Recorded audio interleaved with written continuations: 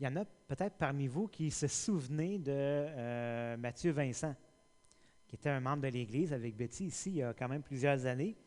Puis Mathieu, je faisais des rencontres avec lui de formation de disciples. Et à un moment donné, tu sais, à chaque fois qu'il venait à la maison, j'y servais une bonne tasse de café. Puis moi, le café, j'aime ça, tu sais, quand c'est plein. Tu sais. La moitié de la tasse, c'est pas une tasse. Et à un moment donné, écoute, j'ai donné la tasse, là, elle était pleine comme, tu sais, là, quand tu as la petite bulle sur le dessus, là. On a tellement ri que c'est devenu un running gag, les deux ensemble. Puis à partir de ce moment-là, à chaque fois que j'y servais un café, je faisais exprès, tu sais, pour s'asseoir comme ça, tu sais, tu es obligé de t'avancer, puis... puis on riait, tu sais, fait que c'était le running gag. Pourquoi je vous compte ça ce matin?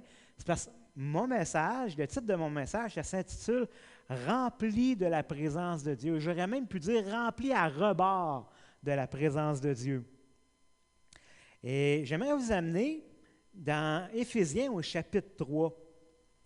Dans Éphésiens au chapitre 3, Paul va adresser une prière à Dieu pour nous les croyants.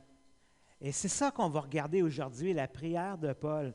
Donc, dans Éphésiens au chapitre 3, versets 14 et 15, Paul, il dit « C'est pourquoi ». Bon, là, il a parlé de plein de choses avant, mais après ça, il dit « C'est pourquoi ». C'est à cause de tout ça, là. Toute la grandeur de Christ, puis donc, Dieu nous a prédestinés d'avance, il nous a choisis pour célébrer la gloire de sa grâce, puis il a révélé son ministère, pas son ministère, mais son mystère, qui est d'unir juifs et non-juifs ensemble pour faire qu'un seul peuple, l'Église, le peuple de Dieu. Là, il dit, c'est pourquoi je fléchis les genoux devant le Père, de qui toute famille dans les cieux et sur la terre tire son nom. Fait que dans les versets qu'il a fait avant, il a révélé ce plan caché là, de Dieu de réunir juifs et non-juifs dans l'Église de Jésus-Christ, par laquelle la sagesse infiniment variée de Dieu est révélée même aux anges. Saviez-vous ça? Quand les anges regardent l'Église, ils font « Wow! Dieu est sage à ce point-là! » Pensez à ça, là. Une gang de ramassis, de personnes poquées, maganées comme nous autres, puis Dieu arrive à se glorifier au travers de nous autres par la puissance de son esprit. Ça, c'est la sagesse infiniment variée de Dieu. Et non seulement ça, on pourrait se dire, voyons donc, une gang comme ça, ça ira pas bien loin. Tu sais, l'ennemi va arriver, puis comme un jeu de quilles là-dedans, puis ça va tout tomber, tu sais. Mais non, parce qu'il a dit que même le séjour des morts ne préviendront pas contre son Église. Aïe, aïe! Ça, c'est le mystère caché, le plan de Dieu pour son Église. Fait que quand Paul il pense à ce plan glorieux de Dieu qui tire sa source dans l'amour insondable de Jésus-Christ, en pensant à toutes ces vérités-là qu'il y a devant lui, qui sont grandes, qui sont merveilleuses, il y a une prière qui monte super fort dans le cœur de Paul. Quelque chose d'extrêmement important qu'il veut demander à Dieu pour ses frères et sœurs dans l'Église. Et pensez à ça, là, cette prière-là a dû être bien importante parce que Paul, il en a prié des affaires pendant sa vie. Et cette prière-là a fini par se retrouver dans cette lettre-là qu'on appelle la lettre aux Éphésiens et qui nous est parvenue 2000 ans plus tard à nous aujourd'hui. Dieu, dans son plan, a permis que cette prière-là passe les temps, les âges et les époques pour qu'elle arrive à nous aussi. Fait qu'il doit y avoir de quoi à retenir dans cette prière-là. Et ce matin, Paul va nous amener avec lui dans la prière de son cœur pour nous, ses frères et ses sœurs. Et on va observer dans sa prière, vous allez voir, il y a comme 3 stades. Il part un peu comme un crescendo, là. Il met ça sur la première, après ça sur la deuxième, puis après ça c'est full throttle, pleine vitesse. Donc, premier stade de sa prière, c'est la requête de Paul pour les chrétiens. Au verset 16 et 17, Paul il va dire, bon, il fléchit les genoux devant Dieu, le Père, de qui toute famille sur la terre tire son nom. Là, il va dire, afin qu'il vous donne, selon la richesse de sa gloire, d'être puissamment fortifié par son esprit dans l'homme intérieur. que le Christ habite dans vos cœurs par la foi et que vous soyez enracinés et fondés dans l'amour. Donc, dans sa prière, Paul va demander 3 choses importantes, voire même vitales, pour ses frères et sœurs dans leur marche avec le Seigneur. Il va demander à Dieu le Père qu'il nous donne ces 3 choses-là, mais en faisant appel à la richesse de la gloire de Dieu. Fait qu'il demande que le Seigneur nous donne ces 3 choses-là à la mesure de la grandeur de sa gloire. Fait qu'il ne demande pas au Seigneur qu'il nous en donne juste un petit peu, là. Non, non. En proportion de la grandeur infinie de sa gloire. Wow, minute, ça c'est beaucoup, là. C'est vraiment beaucoup. Alors moi, je te dis, attache ta tuque, parce que si le Seigneur répond à la prière de Paul, wow, prépare-toi à être submergé. Donc, voyons ensemble, c'est quoi ces 3 affaires-là que Paul demande à Dieu pour nous. Paul va demander qu'on soit puissamment fortifié par son esprit dans l'homme intérieur. Alors, dans sa condition, quand Paul a écrit cette lettre-là, il était en prison, donc déjà persécuté pour sa foi et tout ça. Et il sait très bien que la vie chrétienne n'est pas facile. Suivre Christ, c'est vraiment marcher à contre-courant. Allez juste dans la rue puis commencer à exposer un petit peu vos croyances, puis vous allez voir tout de suite, aujourd'hui surtout, qu'on vit dans un monde de tolérance intolérant. Hein?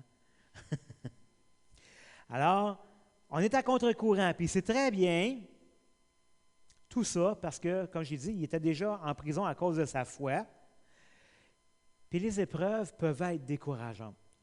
Alors, c'est pour ça qu'il dit qu'il se met à genoux pour implorer le Seigneur pour nous, pour qu'on soit encouragé, qu'on soit fortifié, qu'on soit renouvelé dans notre intérieur. Il ne parle pas nécessairement physique, puis la santé, puis tout ça, mais il parle à l'intérieur. Toi, sois renouvelé. Puis il sait très bien que tout ça, tu sais, garder la foi, garder le cap, être joyeux, être positif, être motivé dans la foi par nous-mêmes, c'est pas possible. Ça ne marche pas de même. Fait qu'il demande à Dieu que ce soit son Esprit Saint qui habite en nous, qui nous révèle, qui nous relève, qui nous garde debout, qui nous remplisse de sa force qui est intarissable. Intarissable. Puis il demande, dans le fond, la pleine puissance de son Saint-Esprit en nous. Deuxièmement, Paul va demander aussi que Jésus-Christ habite dans nos cœurs par la foi. Ce qu'il demande ici, dans le fond, c'est que notre confiance en Christ soit fermement maintenue, de sorte que la présence de Jésus soit constante en nous. Il demande que Jésus fasse sa demeure dans nos cœurs. Peut-être que vous avez déjà entendu ce dicton-là. En anglais, on dit « home sweet home ». En français, je pense que c'est on est bien que chez soi ». Pourquoi on dit ça? Parce que chez soi, à la maison, c'est l'endroit où est-ce qu'on devrait se sentir le mieux au monde. C'est là où est-ce qu'on devrait être le plus confortable, le plus en sécurité, le plus à l'aise, où est-ce qu'on se permet d'être complètement nous-mêmes. Et ce que Dieu demande, pas Dieu, mais ce que Paul demande à Dieu, c'est que Jésus puisse se sentir comme ça dans nos cœurs, qu'il puisse être pleinement à l'aise d'être lui-même, puis de prendre toute la place, puis de régner sur nos cœurs complètement. C'est ça qu'il demande. OK. Troisième chose que Paul demande à Dieu, c'est qu'on soit enraciné et fondé dans l'amour. Et pensez-y, Paul utilise ici 2 images qui sont assez fortes, merci. Enraciné et fondé. Vous savez, pour nous, les enfants de Dieu, l'amour, ce n'est pas optionnel. C'est vraiment pas optionnel. Tu ne peux pas être un chrétien sans vivre dans l'amour de Dieu et l'amour du prochain. D'ailleurs, Jean est assez sérieux là-dedans, qui va dire dans sa première épître, comment tu peux dire que tu aimes Dieu si tu haïs ton prochain? Ça ne marche pas. Fait que Paul va demander à Dieu qu'on soit enraciné dans l'amour. L'autre été, ma femme m'a demandé de déraciner un arbuste qu'on avait en avant de la maison pour pouvoir le replanter dans notre cour en arrière. J'ai dit, c'est un petit arbuste, pas de problème, ça ne devrait pas trop prendre de temps. Eh boy! Eh boy! Ouais. Ma femme m'a dit, après ça, j'ai demandé de régler le rosier, mais le rosier est resté là. Non, mais c'était juste un petit arbuste, mais misère que j'ai bûché pour le sortir de là. Puis c'est pas un jeu de mots. À chaque fois que je pensais que j'en arrivais à bout, il y avait encore d'autres racines qui étaient dans la terre puis qui le tenaient là. Je forçais, il n'y avait rien à faire. Je n'avais pas le choix. Il fallait que je creuse autour puis tout ça. Puis je ne l'ai pas rien de couper les racines, je ne l'ai pas fait mourir, tu sais. Puis quand je pensais là, que j'y arrivais, non, oublie ça. Quand je pensais que c'était pour être facile, vraiment là, je me suis planté littéralement.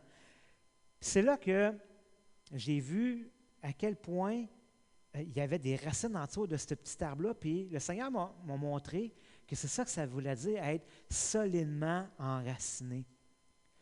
J'aurais pas été capable, sans outils ni rien, là, j'aurais pas été capable juste de tirer dessus et de dire, regarde, t'es un pissenlit, on va l'arracher.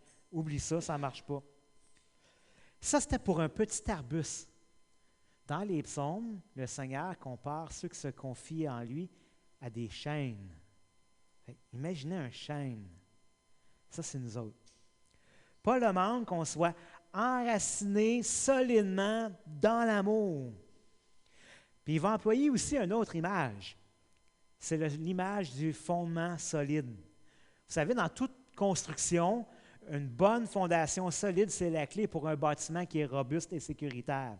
Paul demande qu'on soit fondé, que notre foi soit assise sur le fondement qui est solide et inébranlable de l'amour de Dieu et l'amour de Christ.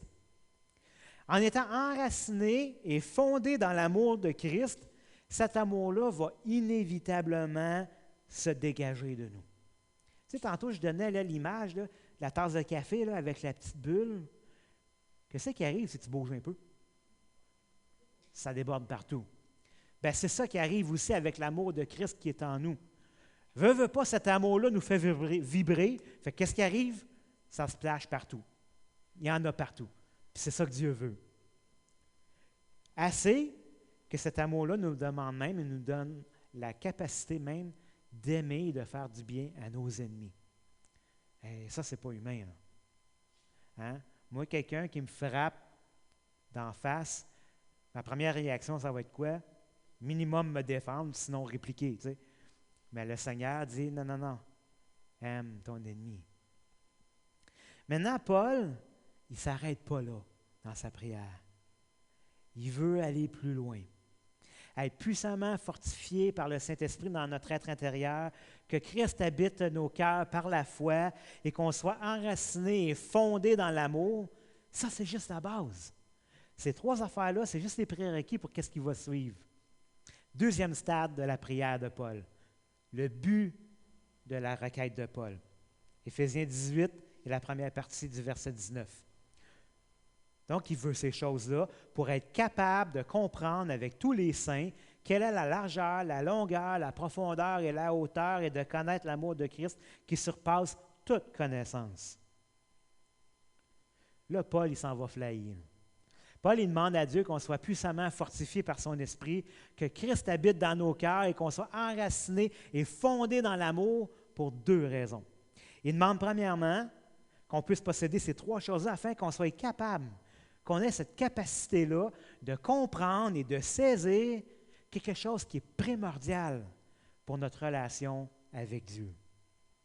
Mais Paul ne désire pas juste qu'on comprenne individuellement, là, chacun sur notre bord, mais il veut qu'on puisse le comprendre tous ensemble, collectivement, toute l'Église, ensemble, afin qu'on puisse l'expérimenter ensemble, tout le monde.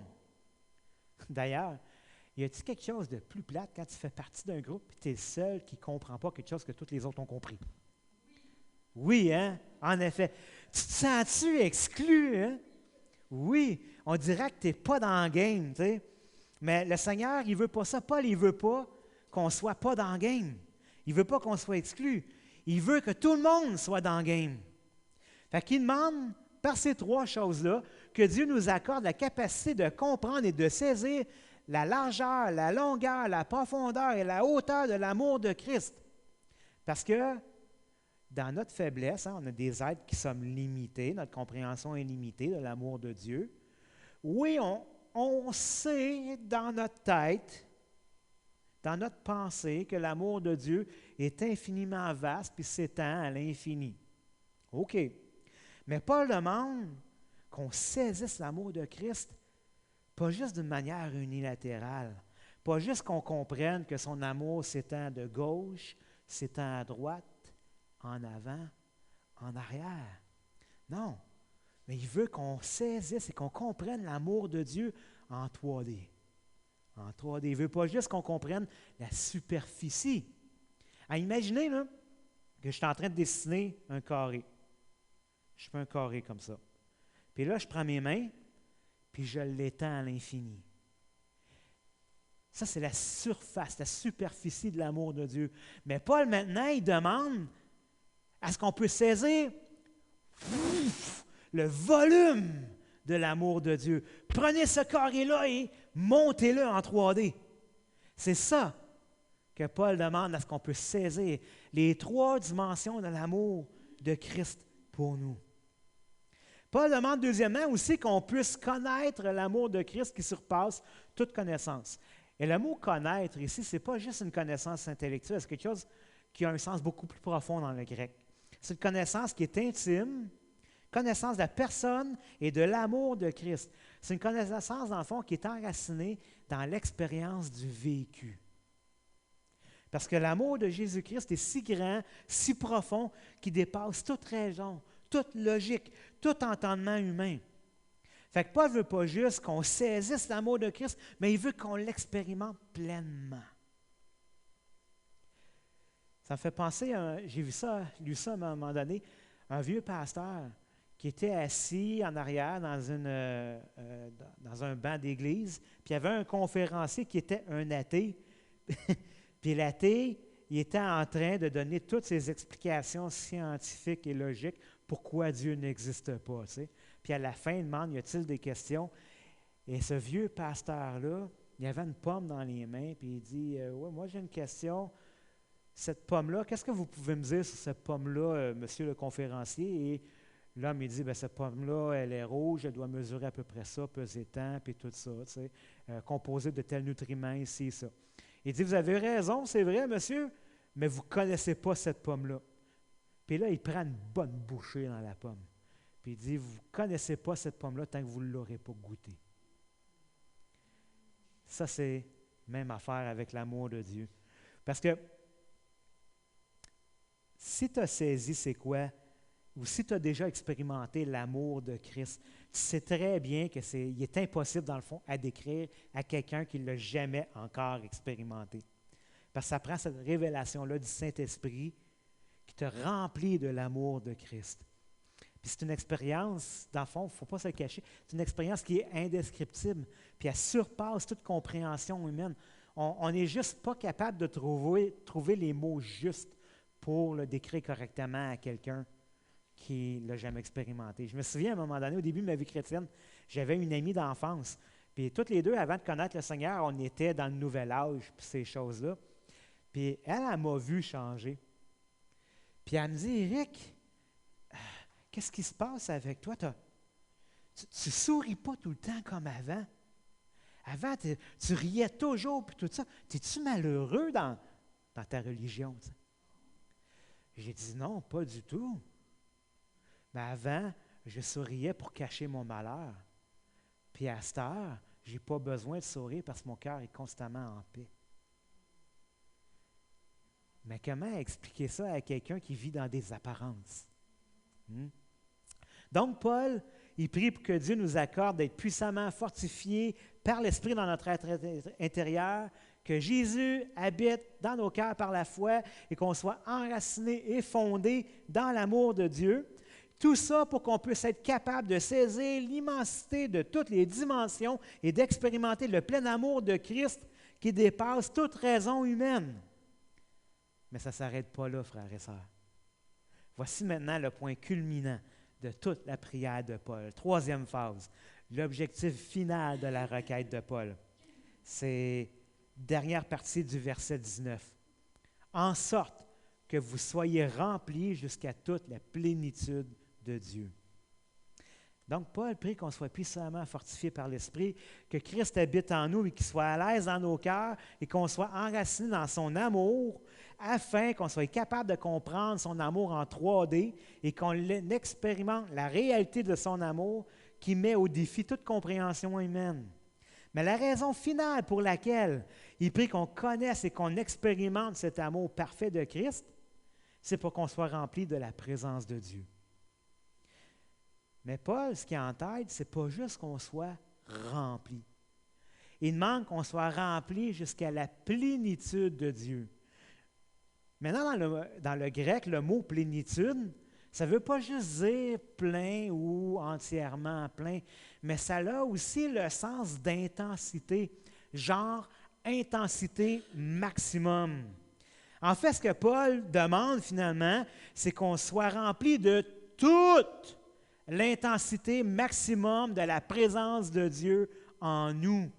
Paul, il demande à Dieu que Dieu craigne ça au bout. Imaginez maintenant la puissance de la détonation d'une explosion nucléaire dans votre cœur. Bien ça, là, c'est la présence de Dieu par l'amour de Christ dans nos cœurs. Et c'est à ça que Paul veut en venir vraiment dans sa prière pour nous. Il prie finalement que toute l'Église, pas juste chacun dans notre coin, mais que toute l'Église soit remplie de toute la grandeur et de l'intensité maximum de la présence de Dieu dans nos cœurs, par l'amour infini de Christ qui habite en nous, par la puissance du Saint-Esprit. Juste à le dire, je t'ai soufflé. Oui, je peux recommencer, il n'y a pas de problème. Donc, Paul demande à Dieu qu'on soit rempli de toute la grandeur et de l'intensité maximum de la présence de Dieu dans nos cœurs, par l'amour infini de Christ qui habite en nous, par la puissance du Saint-Esprit. Wow! Je te le réexpliquerai à la maison. Pour les autres, vous irez voir sur notre site Internet, le message va être enregistré. Et ensuite, Paul va conclure sa prière au verset 20 et 21. Donc, ça, c'est la conclusion. Or, là, il vient de penser à tout ce qu'il vient de demander à Dieu, là, puis il dit, à celui qui, par la puissance qui agite en nous, peut faire infiniment au-delà de tout ce que nous demandons et pensons. À lui, la gloire dans l'Église et en Jésus-Christ, dans toutes les générations, au siècle des siècles. Amen. Paul, il sait très bien que pour arriver à ce troisième stade-là, être rempli jusqu'à toute la plénitude de la présence de Dieu, c'est humainement impossible. On peut le rechercher toute notre vie sans jamais l'atteindre. Et c'est pour ça qu'il nous rappelle la nécessité du premier stade. Parce que c'est par la puissance du Saint-Esprit qui habite en nous que ça rend tout le processus possible. C'est juste par le Saint-Esprit qu'on est capable de goûter la pleine intensité maximum de la présence de Dieu en nous. Et Paul est conscient que Dieu va répondre à sa prière par la puissance du Saint-Esprit qui peut faire au-delà de tout ce que Paul peut demander ou même penser ou imaginer dans ses prières. Parce que là, dans sa prière, Paul n'a pas visé moins que le ciel, là. Mais il est conscient, puis il croit que par la puissance du Saint-Esprit qui est déjà en nous, Dieu va le faire. Je ne sais pas si vous vous souvenez, la semaine passée, après la louange, je vous ai demandé si vous étiez à un point, à un endroit où vous ne vouliez plus partir. La raison, je n'ai pas eu l'occasion de l'expliquer, mais la raison pourquoi je vous ai demandé ça, c'est que c'est passé quelque chose pour moi dans le temps de louange la semaine passée. Je ne sais pas si c'était une vision là, ou un extase ou quelque chose comme ça. Je ne sais pas ce qui s'est passé, mais tout ce que je sais, c'est que j'ai entendu le ciel chanter avec nous autres. C'est la deuxième fois dans ma vie chrétienne que j'ai vu quelque chose comme ça dans le temps de louange.